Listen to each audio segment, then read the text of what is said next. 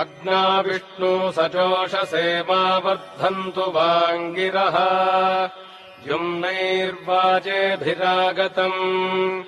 वाजश्च मे प्रसवश्च मे प्रगतिश्च मे प्रसितिश्च मे धीतिश्च मे क्रतुश्च मे स्वरश्च मे श्लोकश्च मे श्रावश्च मे श्रुतिश्च मे ज्योतिश्च मे सुवश्च मे प्राणश्च मे पानश्च मे व्यानश्च मे सुश्च मे चित्तम् च आधीतम् च मे वाक्च मे मनश्च मे चक्षुश्च मे श्रोत्रम् च मे दक्षश्च मे बलम् च ओजश्च मे सहश्च आयुश्च मे जरा च आत्मा च मे तनूश्च मे शर्म च मे वर्म च मेऽङ्गानि च मे स्थानि च मे परोगुंषि च मे शरीराणि